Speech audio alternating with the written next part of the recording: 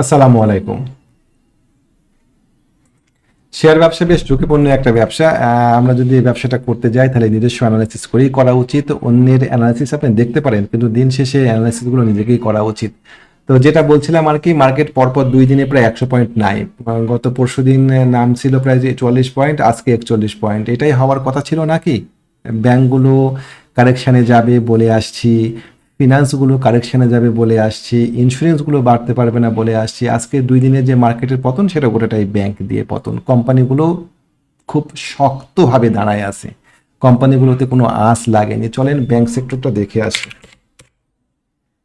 Bank bank সেক্টরটা আমি বারবারই বলছিলাম যে 15 টাকা 90 পয়সা 16 টাকা এটা ধরে রাখতে পারবে না, ও নিচের দিকে নেমে যাবে এবং সেক্টর মোটামুটিভাবে 14 টাকা 60 পয়সার দিকে চলে আসছে। এটা বারবারই বলে আসছিলাম এবং সেটা হতে যাচ্ছে। এটা এখানে একটা প্যাটার্ন ছিল, একটা ফিবোনাক্কির প্যাটার্ন ছিল, এটা একটা ফোরেক্স প্যাটার্ন। ফোরেক্সের সব প্যাটার্নই আমাদের মার্কেটে সঠিকভাবে কাজ করে না, কিন্তু এই প্যাটার্নটা খুব অদ্ভুতভাবে কাজ করে। আমার ট্রেনিং মেম্বাররা জানেন যে প্যাটার্নটা কিভাবে কাজ করে।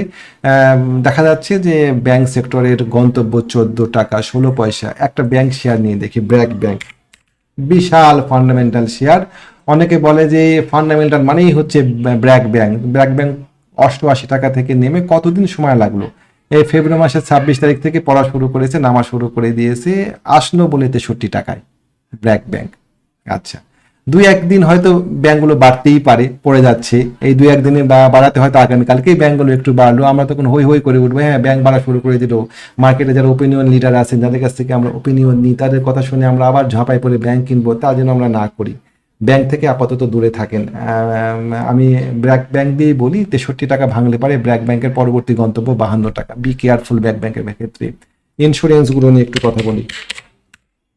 ইন্স্যুরেন্সগুলো ইন্স্যুরেন্সগুলো নিয়ে আমি বরাবরই নেগেটিভ ছিলাম। মাঝখানে একদিন একটা ক্যান্ডেল হয়েছে, সবাই মিলে ইন্স্যুরেন্স নিয়ে খুবই উৎফুল্ল হয়ে গেলেন যে ইন্স্যুরেন্সগুলো খুব ভালো হচ্ছে, ইন্স্যুরেন্সগুলো খুব ভালো হবে, ইন্স্যুরেন্সগুলো আরও উপরের দিকে যাবে। কেউ কেউ অনেক বিভিন্ন রকমের হারমোনিক প্যাটার্ন দিয়ে ইন্স্যুরেন্সকে অনেক উপরের দিকে নিয়ে যাচ্ছিলেন, কিন্তু আসলে বাস্তবতা হচ্ছে যে এখানেও সেই ফিবোনাক্কির প্যাটার্ন তৈরি আছে এবং আমার হিসাবে ব্র্যাক ব্যাংক ইন্স্যুরেন্স সেক্টরের গন্তব্য 33। কেমন? ব্র্যাক ব্যাংকের গন্তব্য 33-33-এর দিকে ব্যাংক নেমে আসার সমূহ, ইন্স্যুরেন্স সেক্টর নেমে আসার সমূহ সম্ভাবনা আছে। Be careful. এশিয়ান ইন্স্যুরেন্স যেদিকে বাড়ে সেদিকে সবার আগে ছিল এশিয়ান ইন্স্যুরেন্স। চলেন এশিয়ান ইন্স্যুরেন্স নিয়ে একটু দেখি। আমি বলেছিলাম যে এশিয়ান ইন্স্যুরেন্সের পক্ষে 41 টাকা টেকনিক্যালি পার করা সম্ভব না, এটা পার করতে পারেনি এবং আশা করি পারবেও না, নিচের দিকে নেমে যাবে এটা, এবং সেক্ষেত্রে ওর গন্তব্য মেলাখানি নিচে। Be careful. এশিয়ান ইন্স্যুরেন্সের গন্তব্য অনেকখানি নিচে, এই ধরেন 32 টাকার দিকে, প্রায় 7-8 টাকা। এখন মনে হচ্ছে যে অনেকখানি নিচে, কিন্তু আসলে যখন নামবে তখন অনেকখানি নিচে মনে হবে না। দূরে থাকেন ইন্স্যুরেন্স থেকে।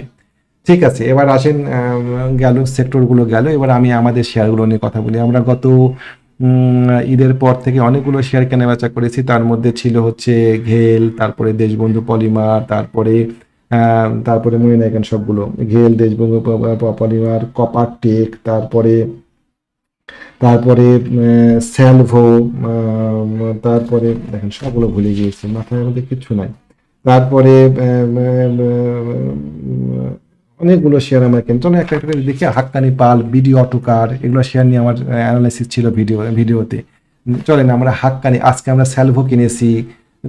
চলেন আমার হাক্কানি এবং বিডি অটোকার প্রথমে দেখি। এটা আমাদের ঈদের আগে, মানে ঈদের পরে মার্কেট শুরু হওয়ার আগে আমাদের ভিডিও ছিল। হাক্কানি পাল্প দেখেন, প্রথমে বিডি অটোকার রান করেছে, তারপরে হাক্কানি পাল্প। হাক্কানি পাল্পের সেট আপটা দেখেন, এখানে আমাদের স্মার্ট মানি লাইন, এটা আমাদের স্মার্ট মানি সুইট স্পট। এটার উপরে স্মার্ট মানি অ্যাক্টিভ, নিচে স্মার্ট মানি নাই। সুন্দর করে স্মার্ট মানি দিয়ে এখানে একটা বেবি ক্যান্ডেল তৈরি করে দিল। এই বেবি ক্যান্ডেলটা দিয়ে ও আসলে লিকুইডিটি দেখলো যে উপরে কতগুলো সেলার বসে আছে এর উপরে। এখানে একবার পারেনি, নিচের দিকে নামাই দিয়েছে। দেখেন এখানে এই ক্যান্ডেলটা দিয়ে একবার পারেনি, ও দেখে আসছে যে অনেক সেলার আছে, ওদেরকে নিতে হবে আগে, তারপরে নিচের দিকে নামাই নিয়ে আসছে। এটা দিয়ে সে জাস্ট টেস্ট করলো যে কতগুলো সেলার উপরের দিকে আছে। তারপরে ক্যান্ডেল দেখেন পরপর 3টা। এক ভদ্রমহিলা ফোন দিন, তাকে আমি এই দিনকে এই শেয়ারটা দিয়েছিলাম, আমাদের গ্রুপেও দেওয়া ছিল হাক্কানি পাল। তো উনি আজকে আমাকে জিজ্ঞাসা করছেন, ভাই হাক্কানি পাল্প কি করবো, এরকম আর একটা শেয়ার দেন। তো ওনাকে আজকে স্যালভো দিয়েছি, হাক্কানির মতনই, দেখা যাক। চলেন স্যালভোর কি অবস্থা দেখি। জি, ঠিক স্যালভোর হাক্কানির মতন স্যালভেরও স্মার্ট মানির লাইন হচ্ছে এইটা। এখানে স্মার্ট মানি অ্যাক্টিভ, এখানে স্মার্ট মানি, এখানে নিচে স্মার্ট মানি নাই, উপরে স্মার্ট মানি আছে। আমাদের এখানে একটা বেবি ক্যান্ডেল হয়েছে, জাস্ট লিকুইডিটি দেখছে কত বড় ভলিউমে। একই অবস্থা দেখেন, এখানে গিয়ে ওরা টেস্ট করে আসছে, নিয়ে নিয়েছে ওদেরকে। আগামীকালকে ও একটা 10%-এর সার্কিট যদি না দেয় সেটা দুর্ভাগ্য হবে।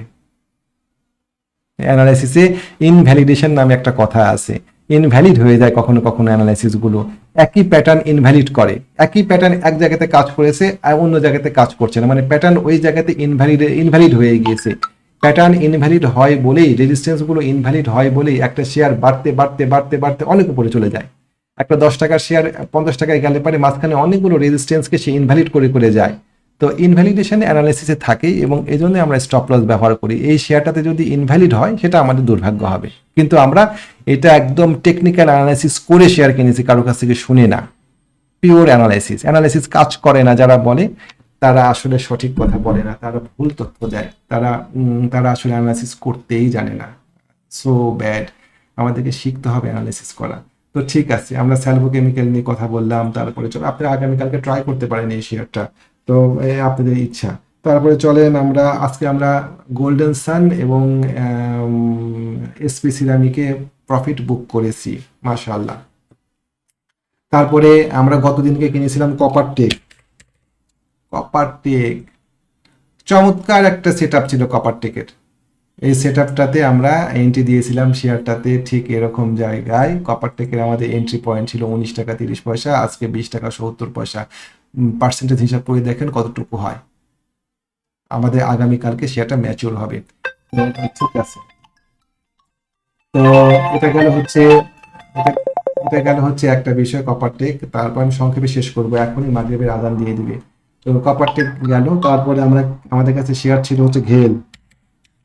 আমরা 11 টাকা 20 পয়সায় ঘেল শেয়ারটা কিনেছি।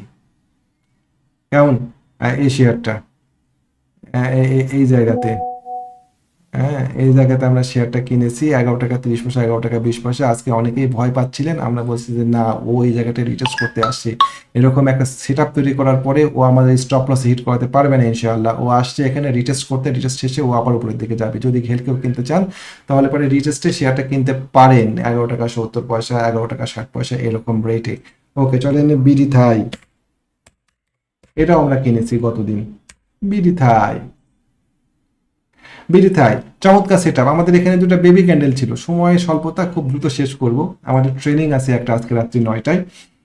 রাত্রি 9টা থেকে 10:30 পর্যন্ত ভীষণ ব্যস্ত থাকি, মোবাইল ফোন বন্ধ থাকে। আজকে ক্লাস আছে আমাদের। তো যাক, এখানে দেখেন ছোট ছোট দুটো বেবি ক্যান্ডেল আসছে না। এখানে আমাদের দুটো বেবি ক্যান্ডেল তৈরি করেছি, একদম ওই যে চার্টের সুইট স্পট এই জায়গাতে আছে, সুইট স্পটের এই জায়গাতে ও আমাদেরকে লিকুইডিটি একটু টেস্ট করে দিল। টেস্ট করার পরে দুটো বেবি ক্যান্ডেল দিয়ে ধাম করে উপরের দিকে উঠে গিয়েছে। আমরা এখন এই লাল ক্যান্ডেল থেকে ভয় পাবো? আমরা লাল ক্যান্ডেলে কেনার চেষ্টা করব, আর আমরা ভয় পাই যে শেয়ারটা পড়ে যাচ্ছে কিনা, না জানার কারণে আমরা ভয় পাই। এই ধরনের না জানা, একই কথা বিডি থাই ফুডে বলা যায়। আমি ওটা নিয়ে যাচ্ছি না, ওটা আমাদের কাছে নাই। তারপরে চলেন আমরা আমরা আর কোনটা নিয়ে আলোচনা করবো। কপারটেক গেল। দেশবন্ধু পলিমার, দেশবন্ধু পলিমার অনেকগুলো। Western marine shipyard, Deshbandhu polymer, Deshbandhu polymer সুন্দর সুইট স্পট উপরের দিকে উঠে গিয়েছে। দেখা যাক ও এখন যদি লিকুইডিটি টেস্ট করতে উপরের দিকে আসে, উঠে নিচের দিকে একটু নামবে, তাহলে দেখা যাক সে শেষ পর্যন্ত কি করে। আমি বেশি আর বক্তব্য দিচ্ছি না, ব্যাখ্যা দিচ্ছি না, এটা আমাদের আছে। আপনারা চাইলে পারেন এই শেয়ারটাতে এন্ট্রি নিতে পারেন। দেশবন্ধু পলিমার গেল। ঠিক আছে, আজকে আমরা 3টা শেয়ার দিয়েছিলাম, স্যালভো, ডিএসএসএল এবং কি বলেন ভুলে গেলাম, মুন্নু ফেব্রিক্স। এই 3টা শেয়ার আজকে আমাদের ছিল। বলে মুন্নু ফেব্রিক্সটা একটু দেখি। তার মধ্যে ডিএসএসএল এবং স্যালভো এই দুটো আগের দিনের শেয়ার ছিল, যেটা আজকে রিপিট ছিল। মুন্নু ফেব্রিক্স একদম র শেয়ার ছিল। শেয়ারটা আমাদের একটা সাপোর্ট রেজিস্ট্যান্সের উপরে এসে উঠে গিয়েছে, ভালো ভলিউম পাচ্ছে। আমরা দেখবো শেয়ারটা আরো উপরের দিকে উঠতে পারে কিনা। এই খারাপ মার্কেটও বিন্দু মাত্র নড়াতে পারেনি শেয়ারটাকে। গেল এটা। আর এরপরে ছিল হচ্ছে আমাদের কোনটা বলেন, ডিএসএসএল। ড্রাগন সোয়েটার আমাদের শেয়ারটা, আমরা গত দিনের শেয়ার ছিল, আজকেও আমরা শেয়ারটা কিনেছি 7 টাকা, 8 টাকা 70 পয়সা, 8 টাকা 80 পয়সা এরকম জায়গাতে। আমাদের জার্নালটা কিন্তু ওপেন দেওয়া আছে আমাদের স্টক ইনসাইটস বিডি নামে যে ফেসবুক একটা পেজ আছে আমাদের, সেই পেজে এটা ওপেন দেওয়া আছে, আপনারা একটু দেখে আসতে পারেন। 11,500 মেম্বার আছেন আমাদের সেই ফেসবুক পেজে। একটা একটা একটা ডুপ্লিকেট পেজ বের হয়েছে, একটু সতর্ক থাকবেন। তো আমাদের ওই পেজে দেখতে পাবেন আমাদের গত দিনের জার্নাল দেওয়া আছে, আজকেরও জার্নাল দেওয়া আছে। দেখবেন যে আমাদের এইটা ছিল ডিএসএসএল, আজকে এটা মুভ দিয়েছে, মাশাআল্লাহ। আর স্যালভো ছিল আমাদের গত দিনের। স্যালভো, স্যালভো কেমিক্যাল আমাদের গত দিনের ছিল, ওটাতে আমি কথা বললাম স্যালভো নিয়ে। একই সেট আপে আছে হাক্কানি পাল্পের সাথে এটার, এই আমাদের উপরের দিকে নিয়ে নিয়ে যদি না যায় সেটা হবে ইনভ্যালিডেশন, এবং ইনভ্যালিডেশন সবসময়ই থাকে অ্যানালিসিসে, এবং এটা একটা দুর্ভাগ্য হবে সেক্ষেত্রে। তো মোটামুটি আরো অনেকগুলো শেয়ার নিয়ে আলোচনা করা যেত, আমি আজকে সময় স্বল্পতার কারণে শেয়ারগুলো নিয়ে আলোচনা করতে চাচ্ছি না। আমি আজকে 7টা শেয়ার বাছাই করেছিলাম আমাদের ট্রেনিং মেম্বারদের জন্য। 7টা শেয়ারের মধ্যে 3টা শেয়ার দিয়েছি, 4টা দিইনি। যে 4টা দিন সে 4টা ছিল হচ্ছে, চলেন দেখি কি কি 4টা ছিল, আমাকে লেখা আছে এখানে।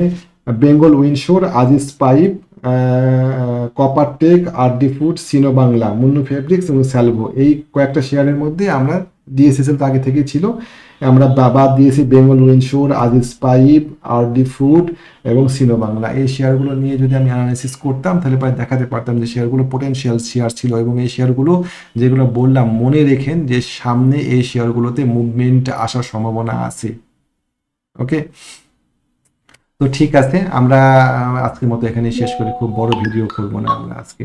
আম, আহ, যারা আমাদের ডিসকাশন গ্রুপে যুক্ত হতে চান, আমরা শেয়ার নিয়ে ডিসকাস করি, বিভিন্ন পরামর্শ দিই কি করা উচিত, আমরা সাহস দিই মার্কেট কারেকশনে আসলে বা যাতে ভয় না পায়, আমরা সঠিক জায়গায় এন্ট্রিগুলো দেখাই ডিসকাশন গ্রুপে।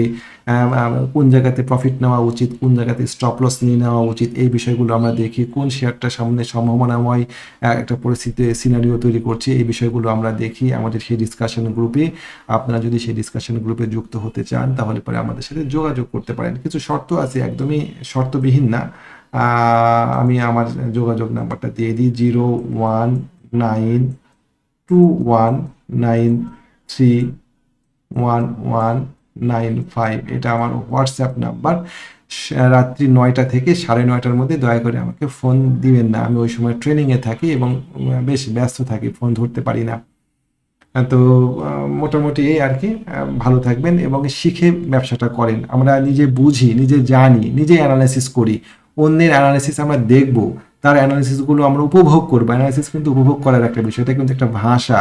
অন্য অন্য একজন অ্যানালিস্ট আপনাকে তার ভাষা দিয়ে একটা বিষয় বোঝাচ্ছে, আপনি বুঝবেন যদি জানেন অ্যানালাইসিস। আর যদি না জানেন তাহলে পরে আপনি বুঝতে পারবেন না সে কোথায় ভুল করছে বা তার কোথায় ভুল হচ্ছে, সেটা আপনি বুঝতে পারবেন না। একদম ওই চাইনিজ সিনেমা দেখার মতন হবে, শুধু ওই কুম্ফু আর ক্যারাটের মারামারি, কিন্তু আপনি ভাষা বুঝতে পারবেন না। শিখেন, শিখে ব্যবসা করেন। ব্যবসাটা খুব সহজ, এত সহজ যেটা কল্পনার বাইরে। প্রত্যেকটাই ম্যাথামেটিক্যাল টার্ম। একটা সার্জিক্যাল নাইফ একজন ডাক্তারের কাছে যতটা শৈল্পিক হতে পারে, আপনার কাছে ততটা না।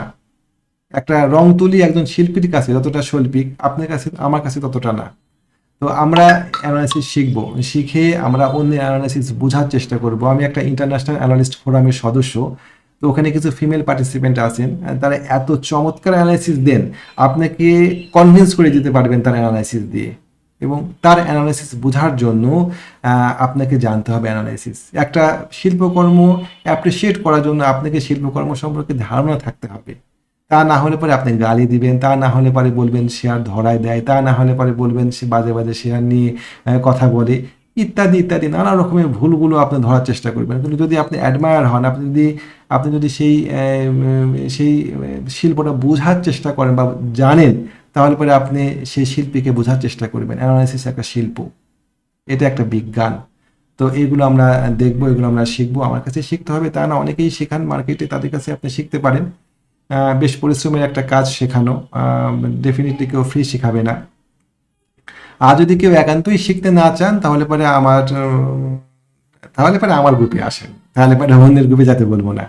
আমার গ্রুপে আসেন, আমরা ইয়া করি, আমরা শেয়ারের অ্যানালিসিসগুলো আপনাদেরকে দিই, অ্যানালিসিস তো দিব না আমি, এন্ট্রি এক্সিট এই বিষয়গুলো আপনাদেরকে দেখাবো, টেক প্রফিট কোথায়, স্টপ লস লিমিট এই বিষয়গুলো দেখাবো ইনশাআল্লাহ। তো আজকে এই পর্যন্তই থাক। ভালো থাকবেন জি। আসসালামু আলাইকুম ওয়া রাহমাতুল্লাহ। এই ভিডিওটা একবার করছিলাম কিন্তু আমার রেকর্ডিং এর বাটনে আমি টিপ দিই না, আমাকে রিপিট করা লাগলো, এটা বেশ পরিশ্রম গেল আমার আর কি। তো জি, আসসালামু আলাইকুম।